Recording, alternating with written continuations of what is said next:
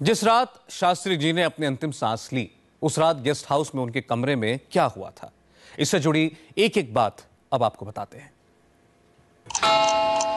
Tashkent समझौते के अगले दिन सम्मान में दिए गए फेयरवेल रिसेप्शन में हिस्सा लेकर शास्त्री जी रात 10 बजे वापस अपने गेस्ट हाउस लौटे।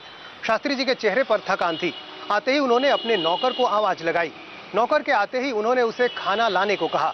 खाना रूस में भारत के राजदूत टीएन कॉल के घर से आया था। शास्त्री जी का नौकर रामनाथ उनके लिए थाली में खाना लेकर आया। शास्त्री जी ने बस थोड़ा सा ही खाना खाया।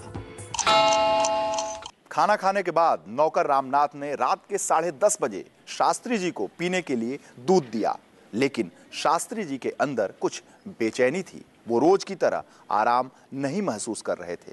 उन्होंने नौकर को आवाज लगाकर पानी मांगा। रामनाथ ने शास्त्री जी को ड्रेसिंग टेबल पर रखे थर्मस से पानी दिया। आधी रात तक रामनाथ शास्त्री जी के कमरे में ही था।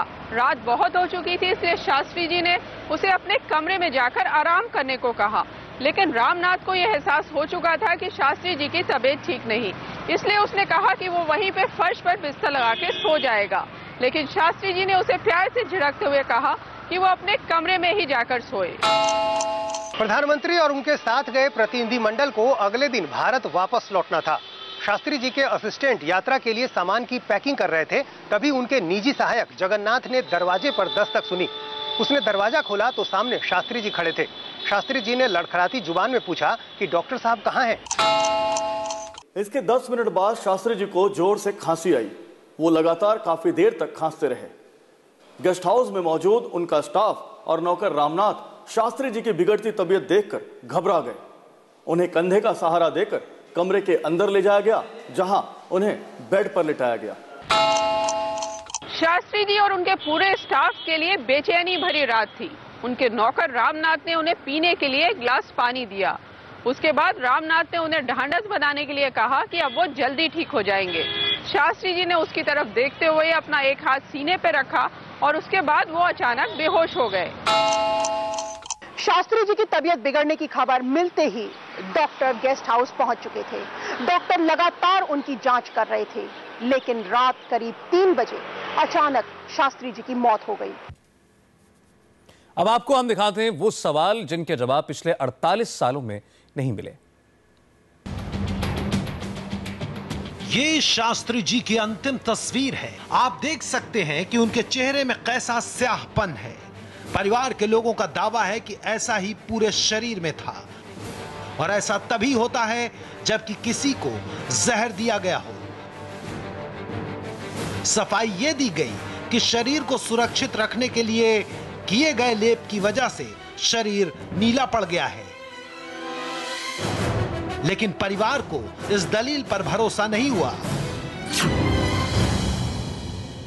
जी हां, शास्त्री जी के परिवार को इस बात का जवाब कोई नहीं दे पाया कि नीले शरीर पर यह सफेद निशान क्यों है। चेहरा नीला पड़ा था, लेकिन उसका लोग कहते हैं एम्बॉम करने से, बॉडी को प्रिजर्व करने से चेहरा नीला हो जाता है। लेकिन माथे पे जो सफ़ेद धब्बे थे, दाग पड़ गए थे, उसका कोई जवाब किसी कार्डियोलॉजिस्ट के पास नहीं है अभी तक। किसी से भी बात की तो उन्होंने कहा कि ये तो ऐसा होता नहीं है, कभी भी हमने कहीं पाया नहीं। तो इसलिए थोड़ा संदेह होता है कि कुछ डॉक्टरों ने ये भी कहा कि सांप के काटने से ऐसा हो जाता है, यानी कि जहर। लेकिन ये सब बातें जो हैं, इनका खुलासा अगर होना था तो तभी हो सकता।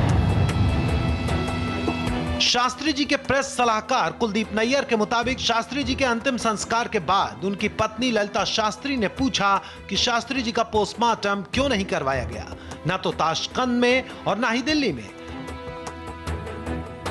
सवाल लाजमी था कि क्या कोई इस निधन के पीछे की बात छिपाना चाहता था।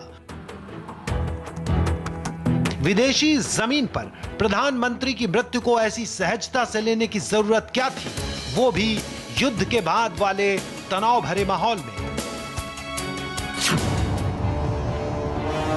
ताशकंद में शास्त्री जी की मृत्यु के बाद हुई जांच के 2 नतीजों की बात की जाती है। भारत सरकार ने जो मृत्यु प्रमाण पत्र जारी किया, उसमें 7 रूसी डॉक्टरों के दस्तखत हैं, जबकि रूसी दूतावास से मिली मृत्यु प्रमाण पत्र की कॉपी में 9 डॉक्टरों के दस्तखत हैं। आखिर यह अंतर क्यों है? बताते हैं कि शास्त्री जी के कमरे में ड्रेसिंग टेबल पर एक थर्मस था। शक है कि उस थर्मस से कुछ छेड़छाड़ की गई थी।